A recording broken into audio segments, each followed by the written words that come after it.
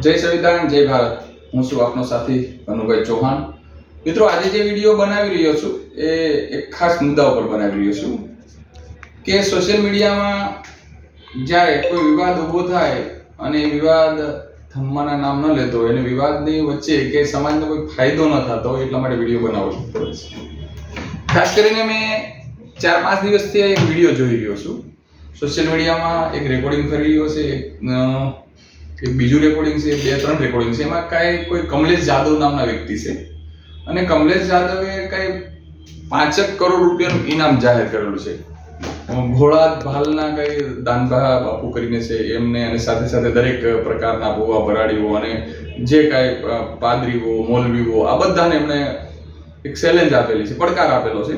તો એ એમનો વિષય છે અને એમણે એવું કીધેલું છે કે આમાંથી કોઈ પણ વ્યક્તિ જો ચમત્કાર કરે તો એ કમલેશ જાદવ એમની 4-5 વ્યક્તિની કઈ અંધશ્રદ્ધા નિર્મૂલનની કઈ એમની સંસ્થા છે ને એમના માધ્યમથી 5 કરોડ રૂપિયાનું ઇનામ જાહેર કરી રહ્યા છે કોઈ ચમત્કાર બતાવે તો.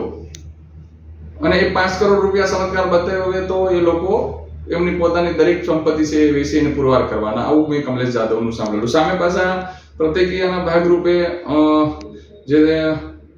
જે કોઈ વ્યક્તિઓને જેના પર વિશ્વાસ હોય એ વિશ્વાસ જેમનો ક્યાંય ગવાતો હોય તો એ વ્યક્તિઓએ પણ સામે કમલેશ જાદવના વિરોધમાં પણ ટિપ્પણીઓ ચાલુ થઈ છે. સાથે સાથે કોઈ મનસુખભાઈ રાઠોડ નામના વ્યક્તિને પણ આ બાબતની એક રેકોર્ડિંગ કરી રહ્યો છે. તો આ બાબતને લઈને મારે તો વિડીયો એટલો જ બનાવવાનો થાય છે કે હું નથી કોઈ ચમત્કારના સમર્થનમાં કે નથી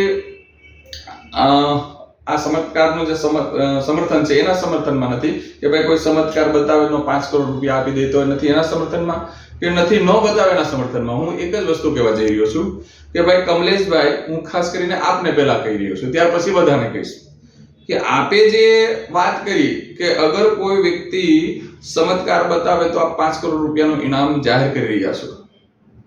તો એ મારો પ્રશ્ન એટલો જ છે કે આપ ચમત્કાર બાબતમાં 5 કરોડ રૂપિયા જ્યારે આપવા જઈ રહ્યા છો, અગર કોઈ ચમત્કાર કરે તો હું આના સતત વિરોધમાં છું કે ભાઈ ચમત્કાર બતાવી દે અને તમે એને પૈસા આપી દો, ચાલો કદાચ કઈ થઈ જાય. હું તો મને નથી લાગતું આવું કઈ થતું હોય, અને કદાચ થઈ જાય કદાચ, અને તમે એને પૈસા આપી દો તો આ ભારત દેશ અને ગુજરાતની અંદર જે જનતા વસી રહી છે એ લોકોને શું ફાયદો?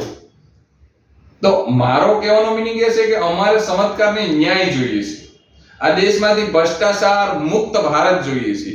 અહીંયા ભય, ભૂખ અને ભ્રષ્ટાચાર જે છે એમાંથી મુક્ત ભારત જોઈએ છે. સાથે સાથે અમારે ચમત્કાર પણ જોઈએ છે, પણ કેવો ચમત્કાર કે આ દેશની અંદર જે જાતિવાદી જે વ્યવસ્થા છે એમને જો કોઈ ખતમ કરી દે એવી કોઈનામાં તાકાત હોય અને એ તાકાતના માધ્યમથી આ દેશની અંદર નાના વર્ગથી માંડીને મોટા વર્ગ સુધી દરેક જગ્યાએ જાતિઓ છે.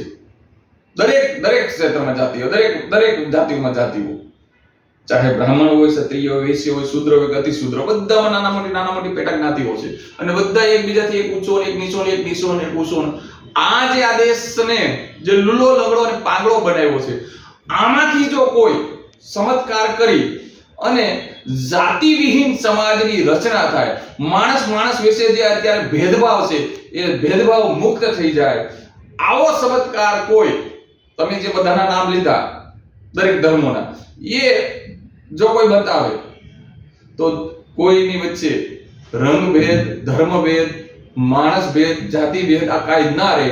આવો કોઈ ચમત્કાર બતાવે તો હું આપના પડકારને સાચો માનું અને સામે વ્યક્તિઓ જેમને તમે આપણે પડકાર ફેંક્યો છે એમને પણ અમે સાચા માનીએ. બાકી તમે જે પડકાર ફેંકી રહ્યા છો કે હું 5 કરોડ રૂપિયાનો અમે ઇનામ જાહેર કરી છો કે ચમત્કાર તો કોઈ બતાવતા નથી. પેલા મેં સાંભળેલી વાતો છે કે અહીંયા આવું થતું, ભાઈ આવું બધા પંખી પાડતા અને આવું કરતા ને તેવું કરતા, આવી બધી મેં વાર્તાઓ સાંભળેલી છે, જોયેલું કઈ નથી.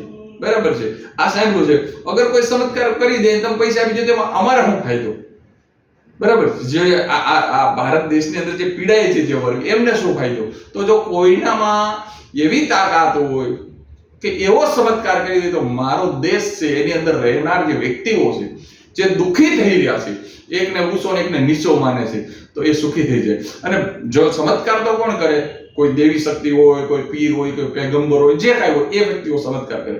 તો એ વ્યક્તિઓ જે છે, એ ભગવાનો જે છે, એ જ એવો ચમત્કાર કરાવે કે એમને માનનાર વર્ગ તો બધો એક છે, એના ઘેરે તો બધા એક છે, આવું કહેતા હોય છે.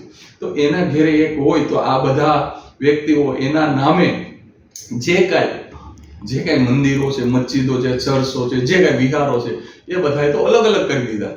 મને તો ત્યાં સુધીની ખબર છે કે મંદિરોની અંદર પણ અમુક કાસ્ટોને જવાના હક અધિકાર નથી. મને તો ત્યાં સુધી ખાસ ખબર છે કે મસ્જિદોની અંદર પણ અમુક વ્યક્તિઓને જવાના હક અધિકાર નથી. ચર્ચની અંદર આવી ઘણી જગ્યાએ કે અમુક જ્ઞાતિઓને ત્યાં ચડાતો પણ નથી, અમુક વ્યક્તિઓથી પૂજા પણ નથી થતી, અમુક વ્યક્તિઓથી ત્યાં દાન પણ નથી લેવાતું. તો આ બધી છે, આની અંદર જો ક્ષમતા આવી જાય અને આવો કોઈ ચમત્કાર કરે તો હું પોતે એમનો આજીવન સેવક બનવા માટે તૈયાર છું. અને તમે જે રકમ જાહેરાત કરીને એના કરતા 3 ગણી દુગની અમે આપવા માટે અમે પણ તૈયાર છીએ. બાકી આવા ચમત્કાર કરી અને તમે પૈસા આપો તો એ પૈસા હું એવું માનું છું કે આજે કઈ તમારી જે સમિતિ છે તમે સારું કામ કરી રહ્યા છો, અંધશ્રદ્ધાને માંથી બહાર કાઢો છો, પણ જેમની શ્રદ્ધા જોડાયેલી છે એવા વ્યક્તિઓને પણ કહીએ છીએ કે ચમત્કાર ખરેખર જો કોઈ બતાવતો હોય તો ચમત્કાર એવો થવો જોઈએ કે આ દેશ છે એ સોનાની સીડિયાનો દેશ થઈ જાય. આ દેશની અંદર જાતિવાદ, કોમવાદ જે થઈ રહ્યો છે એ મુક્ત થાય અને માણસ વચ્ચે કરુણા, મૈત્રી, પ્યાર અને ભાઈચારો આવે. જો આવો ચમત્કાર કોઈ પણ ભુવા, ભરાડી, તમે જેટલા બહુ જ્યાદા નામ લીધા, મને તેટલા બધા નામ પણ લેતા નથી આવડતા, આ કોઈ કરી બતાવે તો અમે એના સેવક બનવા માટે તૈયાર છીએ. બાકી આ તમે જે ચમત્કારનો જે પડકાર ફેંકો એ મને લાગે છે એ તો એક બાજુ ઓલા વિડિયા મૂકશે, આ બધું તમે મૂકશો તો આનાથી કોઈ આ દેશને ફાયદો થવાનો નથી. બાકી અમારી ખુલ્લી ચેલેન્જ છે, બરાબર છે કે તમે જે આપીને અમારી ખુલ્લી ચેલેન્જ છે કે અમે પણ સેવક બનવા માટે તૈયાર છીએ. પણ શેના માટે? દેશ માટે, માનવતા માટે, ભારત દેશની સમગ્ર નારી જાતિ માટે, ભારત દેશના સમગ્ર માનવો માટે. કે એક ને ઊંચો ને એક ને નીચો, કારણ કે એક કાસ્ટ નહીં, 6746 જ્ઞાતિઓ છે. એક જ્ઞાતિમાં 1 2 3 4 5 એક તે ઊંચો ને એક ને નીચો જે માનવામાં આવે છે એ ભેદ જો મટાડી દે, આવો ચમત્કાર જો કાંઈ થાય તો અમને ખૂબ આનંદ થાય. કારણ કે આમ તો ભજનોમાં મેં સાંભળેલું છે કે જાતિ પાતિ ને હરી કેરા દેશમાં ગાવામાં આવે છે પણ પાલન કરવામાં આવતું નથી. હરિના ઘેરે તો બધા એક છે, ભગવાનના ઘરેથી તો કઈ જાતિઓ છે નહીં, બરાબર છે. તો આ ચમત્કાર જો કોઈ કરી દે તો અમે એના સેવક બનવા માટે તૈયાર છીએ. સાથે સાથે મને ખ્યાલ છે ત્યાં સુધી કે દરેક વ્યક્તિઓ લગભગ જાજા એવા હોય છે કે કાસ્ટો અલગ અલગ હોય છે પણ એમના કુળદેવી, એમના ભગવાનો એક હોય છે, છતાં મંદિરોમાં જઈ નથી શકતા.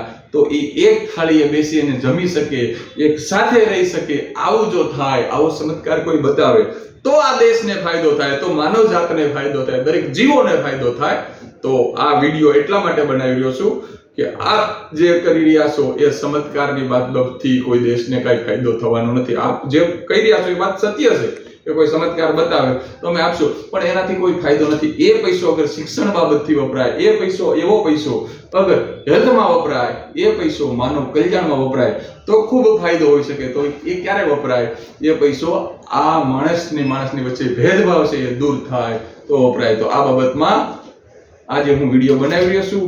આ વિડીયો હું માનવ કલ્યાણના હિત માટે બનાવી રહ્યો છું, કોઈની લાગણી દુભાવવા માટે નથી બનાવી રહ્યો.